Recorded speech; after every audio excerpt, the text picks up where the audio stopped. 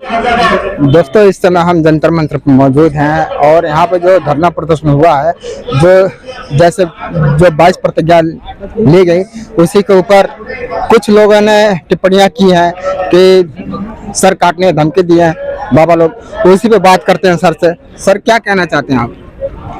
भाई, वो जो जिन बाबा लोगों ने इन पे टिप्पणी करी है वो एक नंबर के फ्रॉड लोग हैं। पहली बात तो ये कि इन बाबा लोगों के पास इतना पैसा आता कहाँ है जो 50 लाख रुपए का इनाम रखना चाहते हैं, और ये अंधविश्वास और पाखंडवाद को इसलिए फैलाना चाहते हैं क्योंकि इनकी जितनी भी कमाई है वो सारी मर जाएगी, क्योंकि लोग इन पाखंडी लोगों से कोई भी चीज क्रियाक्रम कोई भी चीज करवाएंगे नहीं, इनकी इनकम मर जाएगी, इसलिए यह इतना उछल रहे हैं। और इनको क्या है कि कुछ गद्दार संगठन का और सरकार का भी साथ मिल रहा है, इसलिए इतने उछल रहे हैं। अगर यहाँ की गवर्नमेंट सही होती, लॉ एंड ऑर्डर सही होता, तो अभी तक पकड़ के जेल में डाल दिए जाते हैं।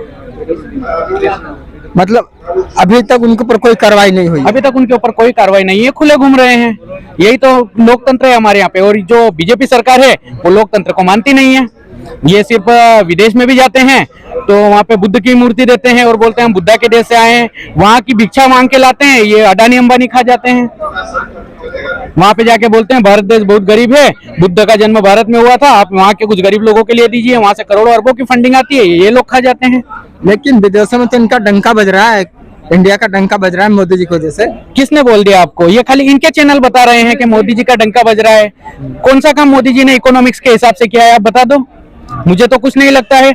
अब ये आस्था का देश है, यहाँ पे कांवड़ वाले यात्रियों के ऊपर हेलीकॉप्टर से फूल बरसाए जाते हैं और जो युवा बेरोजगार हमारे नौकरी मांगते हैं उनके ऊपर लाठियां बरसाई जा रही है। इसको बोलते हैं क्या मेक इन इंडिया? मैं तो इस मेक इन इंडिया को नहीं मानता हूँ। और अगर मोदी जी को शर्म आती है तो उनको पद से इस्तीफा दे देना चाहिए। आजादी का 75वां वर्ष मनाया जा रहा है, अमृत महोत्सव। ये लोगों को मूर्ख बनाते हैं। तथागत गौतम बुद्ध के जाने के बाद में इन्होंने हमारे बहुजन लोगों का बुद्धिबल छीना।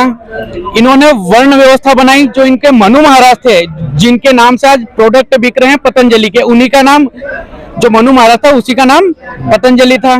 उसके नाम से जो प्रोडक्ट बेचने हुए जनता को मूर्ख बना रहे हैं। आजादी का अमृत महोत्सव, हमारे राष्ट्रीय ध्वज को ये बताते हैं उसमें 3 रंग है, तिरंगा करके बोलते हैं। ये चौथा रंग जो है जिसमें सम्राट अशोक मौर्य का धम्म चक्र बना हुआ है, उस धम्म चक्र को क्यों नहीं बताते हैं? क्योंकि वो धम्म चक्र सम्राट अशोक मौर्य के वंशज को दर्शाता है।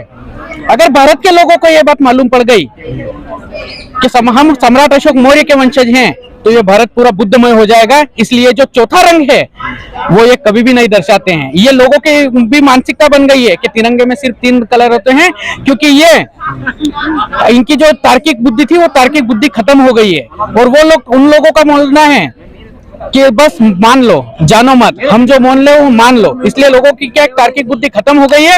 आज अच्छे पढ़े लिखे IAS IPS तिरंगों में सिर्फ 3 रंग ही बताते हैं। चौथा रंग जो सम्राट अशोक मौर्य का है वो कभी नहीं बताते, क्योंकि उससे मालूम पड़ जाएगा कि ये बुद्धिस्ट राष्ट्र था, राष्ट्र। इसमें ना अभी जैसे 15 अगस्त पे हर घर तिरंगा का इन्होंने अभियान चला, ये इन्होंने तिरंगे का अपना अपमान किया है। भाई, जो एक तिरंगे के नियम रहते हैं, इससे पहले क्या कोई तिरंगा नहीं फहराता था? तिरंगा फहराते थे, पर तिरंगा हमारा राष्ट्रीय ध्वज है, उसका अपमान नहीं होना चाहिए। आज आप कहीं पे भी चले जाइए, ऑल इंडिया में किसी भी गांव में किसी भी शहर में घुस जाएंगे, कहीं पे तिरंगे उल्टे लटके, ये आप सामने ही देख लीजिए, वहां पे तिरंगे उल्टे लटके हुए हैं। राष्ट्रीय ध्वज का ये सम्मान करा इन्होंने। अगर इन्होंने कराया, आजादी का अमृत महोत्सव मनाया, तो उस तरीके से सारे नियम के साथ बनाना था कि भाई आपको 2 दिन लगाना है, उसके बाद वापस सम्मान उसको उतारना है। अभी तक उसके रंग उड़ गए, तब तक वो वहीं पे फट गया तिरंगा, तब तक वहीं पे है। तो ये तो इन्होंने अपमान करा है। कोई आजादी का अमृत महोत्सव थोड़ी ना मनाया, क्योंकि इनको तो भगवा रंग लाना है, इनको तिरंगे से कोई मतलब नहीं है। इनकी विचारधारा है वो मनुवादी विचारधारा है। ये जैसे अभी आपने देखा होगा, जो मेरे जहन में मैं आपको बताना चाहूंगा कि अभी कुछ दिन पहले, हाँ, ये विकास के बारे में कहते हैं कि हमने विकास बहुत किया। विकास तो अडानी अंबानी का हुआ है, सारा कर्ज तो उनको मिला है, आम पब्लिक को क्या मिला है? खाली ये स्टेज से जोर जोर से चिल्ला देते हैं। जहाँ पे भी मुख्यमंत्री प्रधानमंत्री जाते हैं कि हम युवा बेरोजगारों को 1 करोड़ से 1.5 करोड़ तक का लोन देंगे, पर बेचारे जब युवा लोग जाते हैं तो वहाँ पे पावतियां और रजिस्ट्री देखी जाती है, उनके चप्पल घिस जाते हैं, उनको लोन नहीं मिलता है। लोन मिलता है अडानी अंबानी को मिलता है। ये चले सबका साथ सबका विकास लेके, कुछ नहीं, सिर्फ बीजेपी वालों का साथ और बीजेपी का विकास हो रहा है। मुझे आप बताइए आम जनता का किसका विकास हुआ है? मुझे तो कहीं से कहीं तक नहीं लगता। बस ये फ्री का खिला खिला के जनता को वो बना रहे हैं, अपंग बना रहे हैं। पहले व्यक्ति काम करता था, अब 2 दिन काम पे जाता है और उसको मालूम पड़ जाएगा राशन का सामान फ्री आ जाएगा।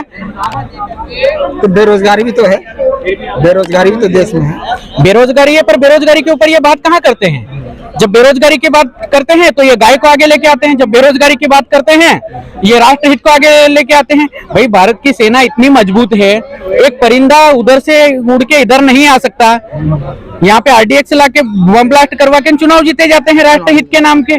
40 लोग मरे थे। और फिर ये बोलते हैं कि हम वो पुलवामा ब्लास्ट में हमारे शहीद सैनिक हो गए। भाई मरवा तुम रहे हो और फिर बोल रहे हो कि शहीद हो गए। हमारे देश के अंदर शहीद कैसे हो सकते हैं?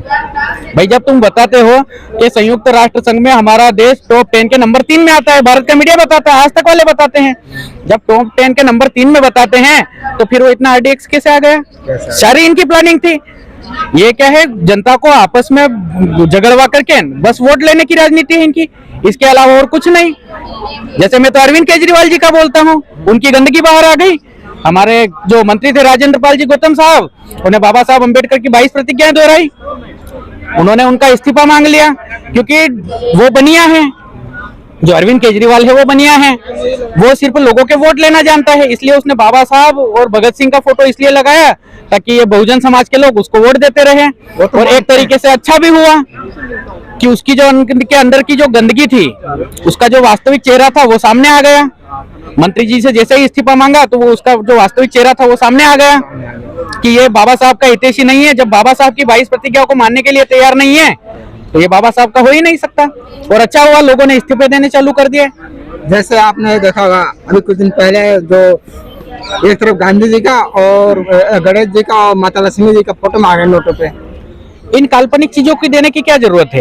अगर नोट पे फोटो आता वास्तविक रूप से तो डॉक्टर बाबा साहब अम्बेडकर का आता, क्योंकि रिजर्व बैंक ऑफ इंडिया की स्थापना बाबा साहब अम्बेडकर ने करी थी 1 अप्रैल 1935 को, और कांग्रेस ने उसको मूर्ख दिवस बताया ताकि लोगों को ये बात नहीं मालूम पड़े। कांग्रेस को ये बात मालूम थी कि अगर लोगों को ये बात मालूम पड़ गई कि 1 अप्रैल 1935 को रिजर्व बैंक ऑफ इंडिया की स्थापना बाबा साहब अम्बेडकर ने की थी तो लोग नोट पे बाबा साहब अम्बेडकर का फोटो मांगेंगे, इसलिए इन्होंने 1 अप्रैल को हमें मूर्ख दिवस बताया। जब जब हमारे महापुरुषों के कोई त्योहार होते हैं ये उसको उल्टा बताते हैं। 6 दिसंबर के दिन बाबा साहब अम्बेडकर का परिनिर्वाण हुआ था।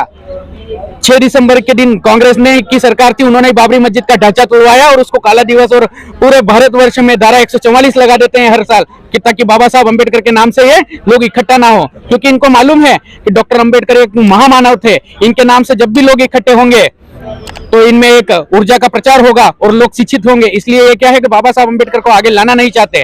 अगर कांग्रेस आज चाहती तो जहां पर बाबा साहब अम्बेडकर का जन्म हुआ था मध्य प्रदेश महू में, वहां पे विश्व की सबसे बड़ी लाइब्रेरी बना देती। तो संदेश क्या देना चाहते हैं? हम यही संदेश देना चाहते हैं। और एक बात और कहना चाहता हूं, ये भारत का जो पहला प्रधानमंत्री है वो एक पंडित बना, इसलिए उसने पूरे देश को सिर्फ पाखंड में ही उलझाया। अगर बाबा साहब अम्बेडकर जैसा अच्छा बुद्धिजीवी पढ़ा लिखा व्यक्ति होता तो आज टॉप 10 में नंबर 1 पे नाम भारत का आता। एक बार सब नाम बता दीजिए। मैं तेजपाल सोलंकी, राष्ट्रीय भीमसेना प्रदेश संयोजक मध्य प्रदेश और मिशन जय भीम का प्रदेश अध्यक्ष। तो दोस्तों देखा आपने, सर से बात हुई और से D7 तक, अबरार अंसारी D7 तक दिल्ली।